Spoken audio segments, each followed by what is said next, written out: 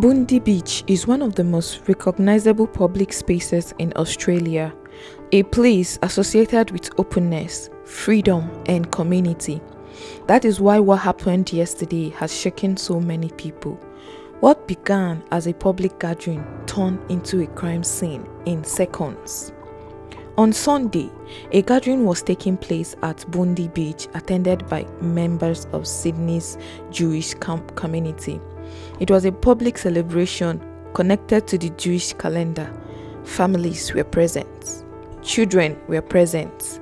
People gathered openly, believing they were safe. Bondi Beach is not a controlled venue. There are no checkpoints, no barriers, no protected exits. That openness will soon matter. At some point during the gathering, violence erupted. Gunfire shattered the atmosphere. For a brief moment, many people did not understand what they were hearing. Some froze, others ran. On a beach, there is nowhere to hide. No walls, no doors, only open space and panic. Crowds scattered across the sound and surrounding walkways. Bondi Beach became something else entirely, a crime scene. Emergency calls flooded in. Police vehicles raced towards the area. Paramedics followed closely behind. Sirens cut through the confusion as officers moved to secure the scene. In early stages, information was fragmented and constantly changing. Some reports mentioned multiple attacks, others focused on casualty numbers. What was immediately clear was kill. This was mass violence in a public space. As the situation stabilized, reports confirmed multiple fatalities and dozens of injuries. Exact numbers varied across early reports and continued to update as authorities verified information.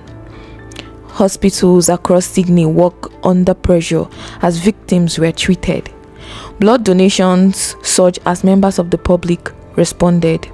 Lives were lost. Families were changed forever. As investigation progressed, police identified two attackers believed to be related. They were reported as a father and son. One of the men was killed at the scene during the police response. The second survived and was taken to hospital under police guard, where he remains under investigation.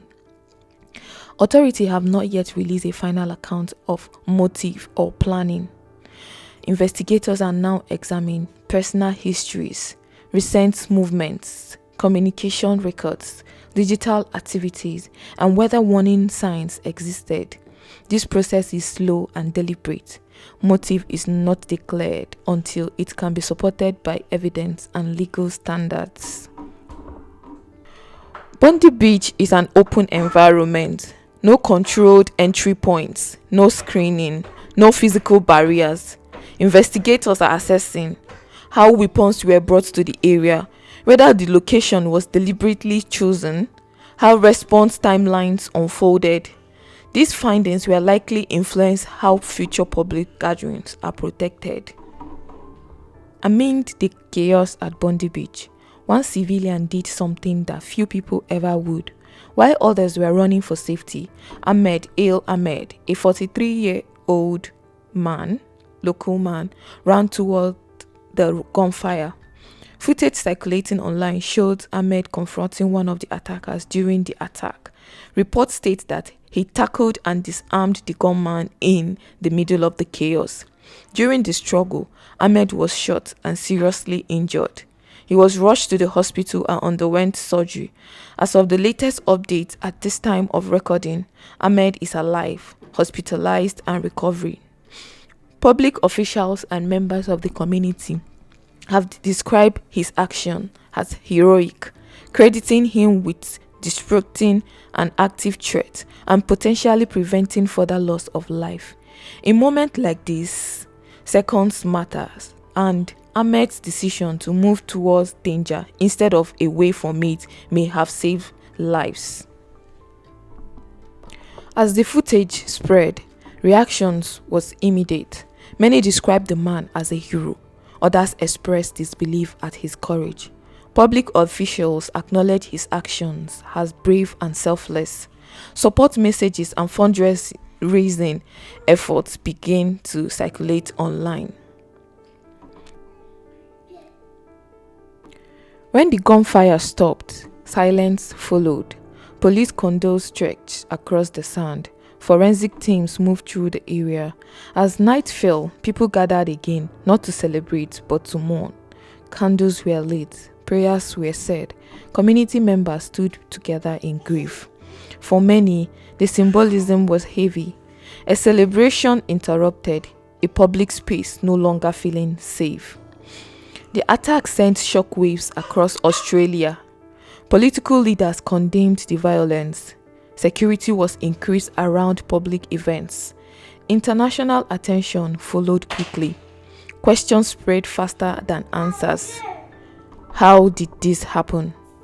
Was this preventable? Could it happen again?